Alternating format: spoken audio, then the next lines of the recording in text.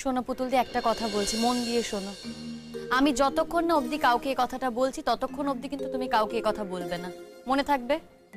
মন থাকবে, মন থাকবে, সে তো মন থাকবে। কিন্তু তুই তো এত কিছু টাকা কেন নিলে আমার জন্য? আমাকে এত টাকা লাগে? টাকা তো লাগবে পুতুল দি, তোমার চিকিৎসার জন্য টাকা লাগবে। এই যে 5 লাখ টাকা পেয়েছি, তোমাকে সই করিয়ে ওই টাকাটা আমি ফিক্স করে দেব। ওই টাকা যাতে কেউ ধরতে না পারে, তোমার চিকিৎসা বাবদ টাকা। আর প্রতি মাসে এই যে মাইনের অর্ধেকটা পাবে, তোমার বিয়ে শাদী তো হবে বলো, তার জন্য তো অন্তত জোগাড় যন্ত্র করতে হবে। আর তোমার ভাইদের তো কিছু ঠিক নেই, আজ তোমাদের দেখছে কাল হয়তো দেখলো না, তখন তোমাদের মা মেয়ের কি করে চলবে বলো তো? আমি তো জানি মা কতটুকু পেনশনের টাকা পায়, সেই টাকায় তো নুন আনতে পান্তা ফুরোবে। তাই এইটুকু ব্যবস্থা না আমি করে দিয়ে গেলাম। করে দিয়ে গেলুম মানে?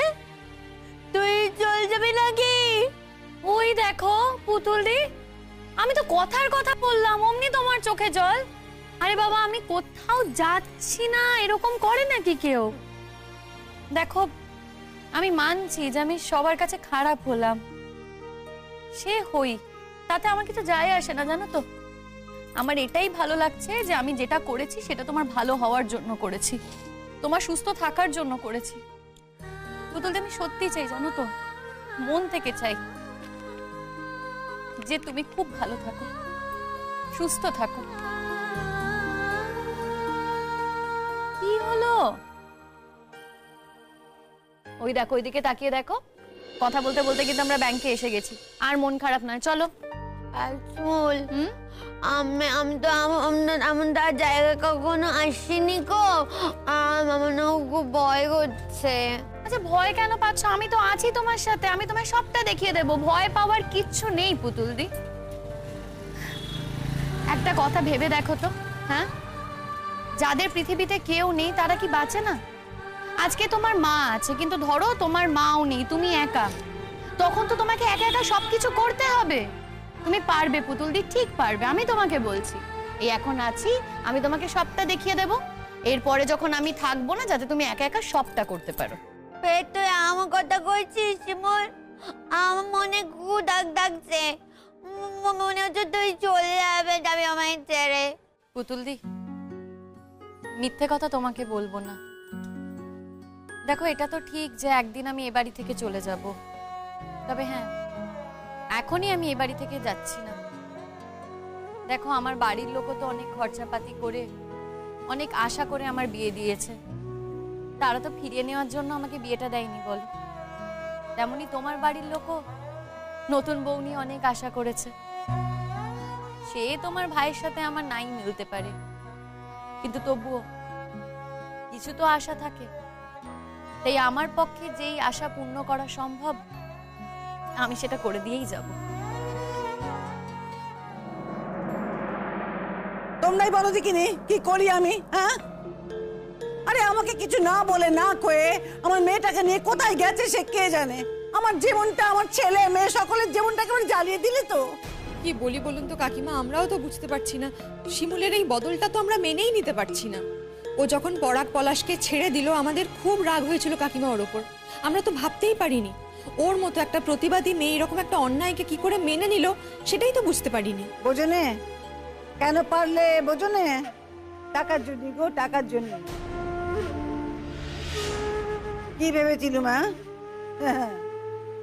আসল সময় না এলি তো মানুষকে বোঝা যায় না গো, বুঝলে তো এবার?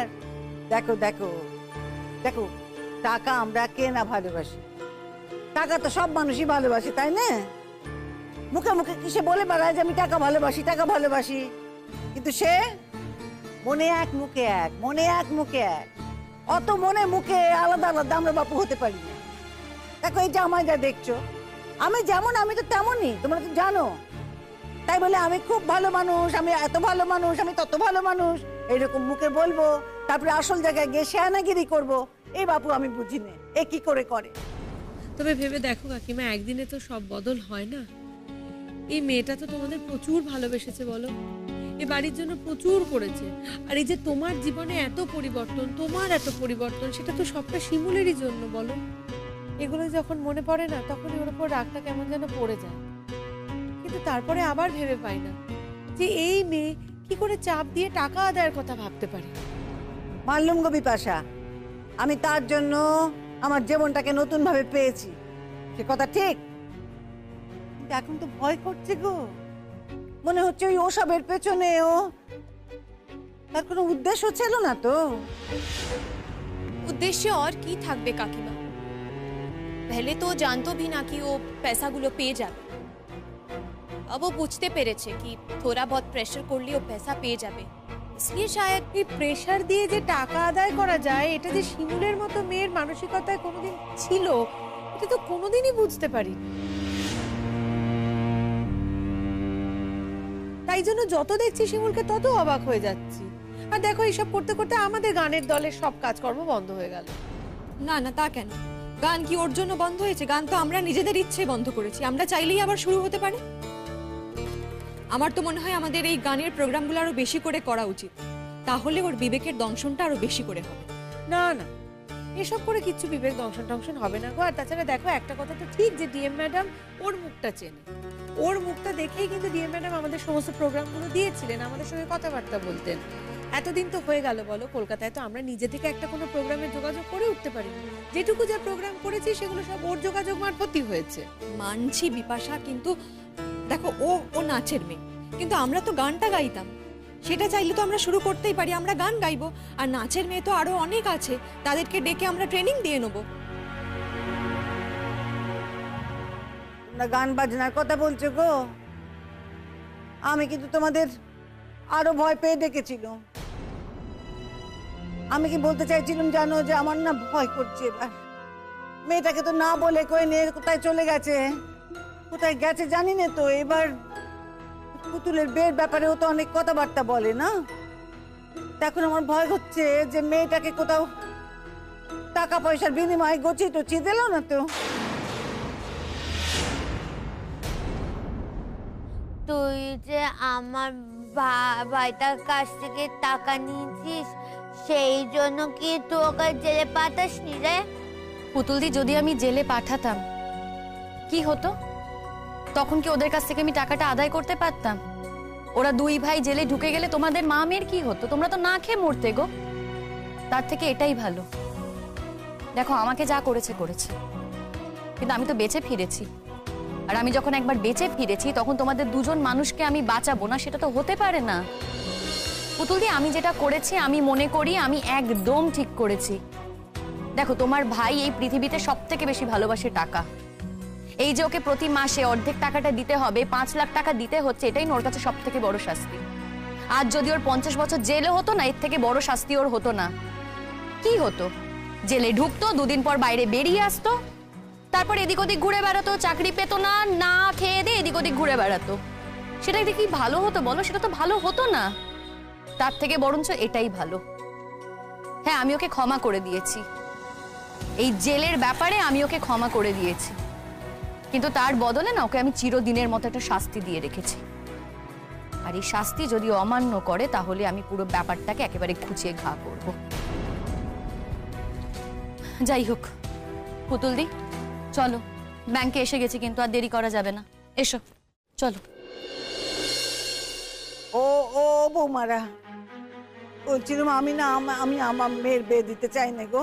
আমি আমার মেয়ের আর বিয়ে দিতে চাই না, বিশেষ করে ওই ওর দৌলতে তো একেবারেই চাই না। কাকিমা, এতটাও ভুল বুঝো না শিমুলকে। দেখো, এতদিন তো তুমি ওকে কত ভালোবেসেছো বলো, ও তো তোমাদের কত ভালোবেসেছে। এই একটা দিনের ঘটনায় যদি ওকে তোমরা এতটা ভুল বোঝো, তাহলে ওই মেয়েটার প্রতি অবিচার করা হয়। আমাকে তোমরা এই কথা বলছো যে আমি অবিচার করছি? কি কথা? সত্যি সত্যি অবিচার কি আমি করছি? কে সত্যি অবিচার করছে তোমরা দেখতে পাচ্ছ না বুঝি? আমি বুঝতে পারছি তোমার রাগ হচ্ছে, রাগ আমাদেরও হচ্ছে, রাগ হওয়াটাই স্বাভাবিক। কেন যে ওর এরকম মাথায় হলো আমরা নিজেরাও সেটা বুঝতে পারছি না। তা বলে একটা মানুষের একদিনে তো সবটা খারাপ হয়ে যেতে পারে না বলো? ও খারাপ ভালো আমি জানি না বাপু, কিন্তু আমার মেয়েকে নিয়ে সে বাইরে বেরিয়ে যাবে, আমাকে বলে যাওয়ার প্রয়োজনটুকু বোধ করবে না। এত বড় অধিকারটাকে কে দিয়েছে বলো দেখি? হ্যাঁ দেখো না, হয়তো কাছাকাছি কোথাও গেছে, চলে আসবে এক্ষুনি। কাছাকাছি গেছে মানে? কাছাকাছি গেল তো কি? আচ্ছা বড় দেখি, আমি একটা গার্জেন তো বাড়ির, হ্যাঁ আমি তো বাড়িতে রয়েছি, তো কোথায় যাচ্ছে, কাছাকাছি না দূরে, আমাকে বলে যাবে না? হ্যাঁ, সে যে আমার ছেলেদের শাসন করে, তাদের খুদ ধরে, তা আমার ছেলেরা যা যা করে সে তো দেখি তাই করছে, তার থেকে আলাদা তো কিছু করছে না, তাইলে? আর যদি আমার ছেলেরা বাড়িতে ফিরে এসে তারা জানতে পারে যে এরকম একটা ঘটনা ঘটেছে, তারা আমাকে কি বলবে? তারা আমাকে বকবে না? বলবেন না যে আমি কেন পুতুলকে দেখে রাখতে পারি না? বলো তোমরা, বলো। আর ওই হয়েছে আমার এক অবদা মেয়ে, নাচছে সবসময়, তার তালে তালে নাচছে, একেবারে ছায়ার মতো লেগে রয়েছে গো বউয়ের সঙ্গে। ও বউ যেখানে যাবে সে সেখানেই যাবে, বউ যেখানে যাবে সে সেখানেই যাবে।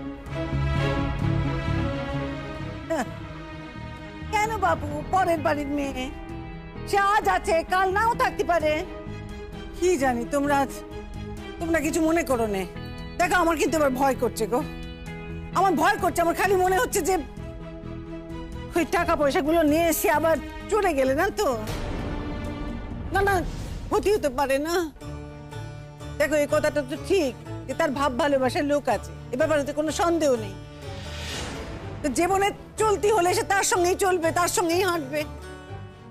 আমি না বুঝতে পারছি না, আমার ভয় করছে যে এই জন্যই টাকা পয়সাগুলো গুছিয়ে নিচ্ছে কিনে, মাসে মাসে সেরেস্তেও জোগাড় করে নিচ্ছে। ভাবো, একবার ভাবো তোমরা কি ধরনের মন মানসিকতা, একবার ভেবে দেখো। হ্যাঁ, ভুল করেছিলাম গো, হ্যাঁ আমি তো ওকে ভালোবেসে ভুল করেছিলাম। ও যা ঠকান ঠকিয়েছে আমাদের, তার আর কোনো তুলনা হয়নি গো। ও বৌমারা, ভগবান না ওর ভালো করবেন, দেখে নিও। এমন করলে তো আমাদের সঙ্গে আমার ভালোবাসার কোনো মূল্য দিলে না তো, ভালো হবে না, ভালো হবে না। যাক, অভিশাপ দিও না ওকে, আমরাও অভিশাপ দিই না, শুধু মনে মনে কি ভাবি জানো তো কাকিমা, ওর সুস্থ বুদ্ধিটুকু যেন ফিরে আসে। কেন যে কি হলো ওর মাথায়, যে কেন এসব জিনিস এলো আমরা বুঝতে পারছি না। কি বলতো কাকিমা, টাকা তো বেশি দিন থাকে না, এই তো কটা টাকা, এই টাকা দিয়ে তো আর সারা জীবন ওর চলবে না। কিন্তু মানুষের মন যদি নষ্ট হয়ে যায় না, একবার যদি নষ্ট হয়ে যায়, তাকে ফিরিয়ে আনা কিন্তু খুব মুশকিলের ব্যাপার। তাই ঠাকুর করে শুধু এটুকুই প্রার্থনা করি, ওর যেন সুবুদ্ধিটা, সুস্থ বুদ্ধিটা ঈশ্বর ওকে ফিরিয়ে দেয়। ও কি কথা গো, আমার তো মনে হয় কোনো দিনই কোনো কালেই তার কোনো সুবুদ্ধি ছিল না, সব অভিনয় করে গেছে গো। না একদিনে এতটাও তুমি পুড়ে যেও না কাকিমা। খারাপ তো আমাদেরও লাগছে কাকিমা, ওর এই আচার আচরণটা তো মেনেই নিতে পারছি না, সেটা তো বারবার বলছি। ও তো আমাদের ছোট করে দিল, আমরা ওর হয়ে লড়াই করলাম, প্রতিবাদ করলাম, পরাগ পলাশের বিরুদ্ধে গেলাম, ওরা টাকা পয়সা দিয়ে ওকে হসপিটাল থেকে সুস্থ করে বাড়ি নিয়ে এলো, আর তার প্রতিদান কিনা শিমুল এইভাবে দিল আমাদের।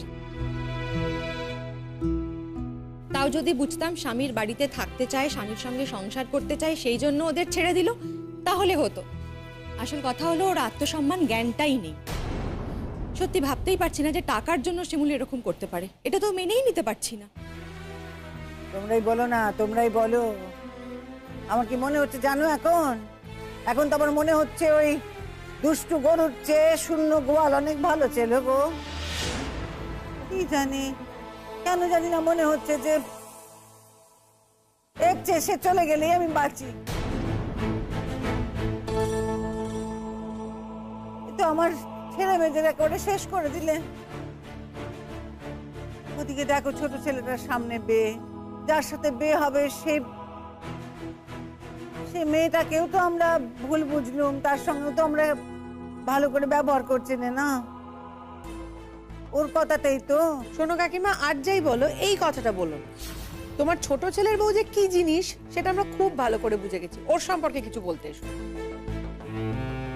ও কি কথা, ও বিপাশা শোনো, সে তো তোমরা শিমুলকেও বুঝেছিলে গো, বোঝনে বলো?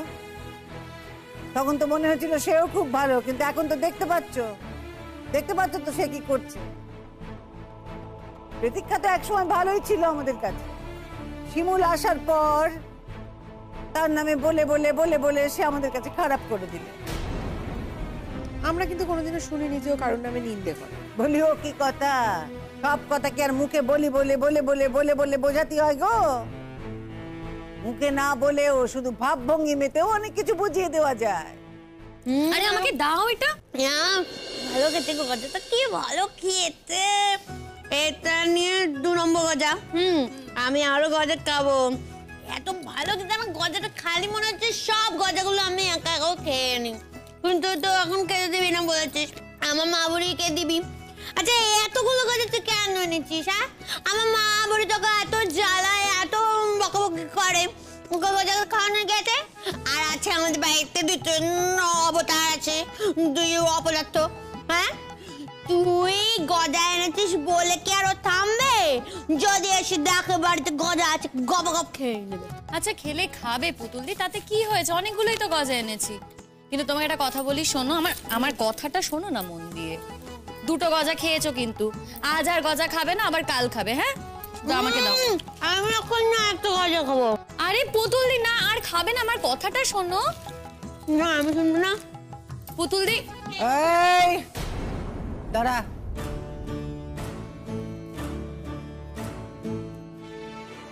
বলি কি ব্যাপার, কোথায় যাওয়া হয়েছিল? তুমি তো দেখছি মা পাড়ার সব মাতব্বরদের দেখে ফেলেছো, তা আমার বিচার সভা বসানো হবে নাকি? এই শোন, তোদের বাড়ির ব্যাপারে মাথা ঘামাতে আমাদের বয়ে গেছে। ও বিপাশাদি, কি বলছো তুমি? দেখো, মাথা থাকলে তো মাথা ঘামাতেই হবে। আজ মাথা আছে, ঘামাচ্ছ বলেই না তোমাকে ডেকেছে আর তোমরা সবাই চলে এসেছো। হ্যাঁ, আমরা এসেছি তার কারণ আমরা খবর পেয়েছি পুতুলকে বাড়িতে খুঁজে পাওয়া যাচ্ছে না। তুমি বাড়িতে কাউকে কিছু না জানিয়ে পুতুলকে নিয়ে বেরিয়ে গেছো। আর পাড়ার লোক হিসেবে তো আমাদের একটা কর্তব্য থেকেই যায় শিমুল। আরে আমি তো সেই কথাই বলছি তোমাকে সুচরিতা দি, কর্তব্য তো থাকে, আর কর্তব্য আছে বলেই না তোমরা এসেছো। দেখেছো তোমরা কিরকম কথাটা আমার খারাপ ভাবে নিচ্ছ। শিমুল, आजकल तो তুমি ঠিকঠাক আমাদের সাথে বাত भी করো না, हर टाइम सिर्फ पिंच করে করে বাত করো। কোথায় কোথায় পিঞ্চ করে কথা বলি গো? আসলে কি বলো তো, আমি না নর্মাল কথাই বলছি। তোমরা ব্যাপারটাকে অন্যভাবে দেখছো, তাই তোমাদের মনে হচ্ছে যে আমি তোমাদের পিঞ্চ করে কথা বলছি। আমাদের কি তোর মাতব্বর বলে মনে হয়? দেখো, আমার মনে হয় তো কিছু যায় আসে না, কিন্তু পাড়ায় কেউ কোনো বিপদে পড়লে যারা মাতব্বর তাদেরই তো ডেকে পাঠায়। এই যেমন দেখো না, তোমাদের ডেকে পাঠিয়েছে। হচ্ছে হচ্ছে, অত বক্তিমের দরকার নেই। আমার কথার উত্তর দাও, আমার মেয়েকে নিয়ে কোথায় গিয়েছিলে তুমি? গেছিলাম একটা কাজে। না কাজে? বলি ও কি কথা, আমার মেয়েকে নিয়ে তোমার কি কাজ? হ্যাঁ শোনো, আমি আজকে সাফ সাফ তোমাকে বলে দিলুম, আমার মেয়েকে নিয়ে তুমি কোনো কাজে যাবে না। কারণ কি জানো তো? কারণ হচ্ছে যে তোমার সঙ্গ ভালো না মন্দ, আমার তো এখন সন্দেহ আছে। কি সন্দেহ করছো মা তুমি, যে তোমার মেয়েকে আমি পাচার করে দিচ্ছিলাম? মা দেখো, তোমার মেয়ে তো কথা বলতে পারে, ওকে জিজ্ঞেস করেই দেখতে পারো। আর যাই হোক, তোমার মেয়ে এই কথাটা বলতে পারবে না যে আমি ওকে পাচার করে দিচ্ছি। এই এই বুড়ি, তুই কিন্তু বড় বেড়ে যাচ্ছিস বলে দিলাম। কি হয়েছে? হ্যাঁ, শিমুলকে তুই দেখাচ্ছিস কেন তখন থেকে? এই একটাও কথা বলবি না তুই, একদম চুপ করে থাক। আর একটাও যদি কথা বলেছিস না, আর শোন, আমার কথার অবাধ্য হলে কিন্তু এরপরে কোনোদিন আমাকে মা বলে ডাকবি না। তোমার রান্না বান্না কোনো কিচ্ছু, কোনো খাবার দাবার আমি কিচ্ছুটি করে দেবো না, বলে দিল। তাতে আমার বয়ে গেছে একদম, জানো মানে খুঁজে পাবো না। শিমুল যদি না আছে বাড়িতে, আমার কোনো চিন্তাই নেই। এটা আমার গজা কিনে দিয়েছে। তা তো দেবে, কত ভালোবাসে না। জানে তো যে গজা খাওয়া তোমার বারণ, গজা খেলে তোমার শরীর খারাপ হবে, তাই ইচ্ছে করে কিনে দিয়েছে যাতে তোমার ক্ষতি হয়, বুঝেছো? তা বলি কোথায় যাওয়া হয়েছিল, কোথায় গিয়েছিলে? কোথায় গেছিলাম বলে বারণ। দেখো দেখো, আমার মেয়ে আমার মুখের উপর বলে দিচ্ছে কেমন যে বলা বারণ, তার মানে ও শিখিয়ে দিয়েছে যে কিছু না বলতি। এমন মেয়ে সব এরা, ভাবো পিটি পিটি কত শয়তানি বুদ্ধি গো।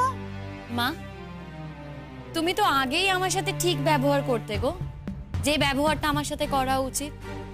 তা হঠাৎ আমার অভিনয় দেখে নিজেকে বদলে ফেললে কেন? কেন বলো তো, আমাকে এত ভালোবাসতে গেলে? দরকার ছিল না তো। দেখো, যে লাঠির যোগ্য না, তাকে ওই লাঠিতেই রাখতে হয়, তাকে মাথায় তোলার তো কোনো দরকার নেই। আমি হলাম কিনা ঢেকি, যে কিনা ওই লাঠিতেই চলে। তাই আগে যে ব্যবহার করতে সেই ব্যবহারটাই করো।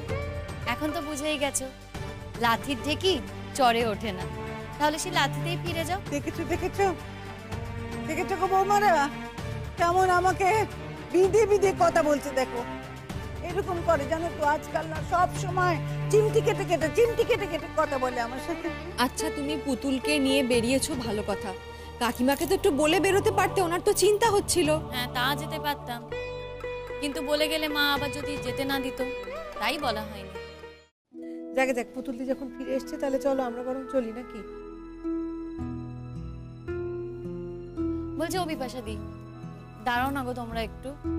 আমি জানি তোমরা আমার ওপর খুব রাগ করেছো, তাও বলছি পুতুলদি দাও, এই যে গজা এনেছি, একটু গজা খেয়ে যাও না, তাহলে হয়তো দেখো রাগটা কমলেও কমতে পারে। আচ্ছা শিমুল, গজাটা তো তুই আমাদের জন্য আনিসনি, তোরা নিজেরা বাড়িতে খাবি বলে এনেছিস, আর আমরা এখানে আসবো সেটাও তুই জানতিস না, কেন বেকার অফার করছিস? দাঁড়াও পুতুলদি, আরে বাবা অফার করছি তো বুঝেই করছি, এমনি এমনি করছি নাকি, অনেকগুলো এনেছি গো, সবার একটা করে হয়ে যাবে। খাও না সুচরিতা দি। না গো এখন গজা খেতে ইচ্ছে করছে না।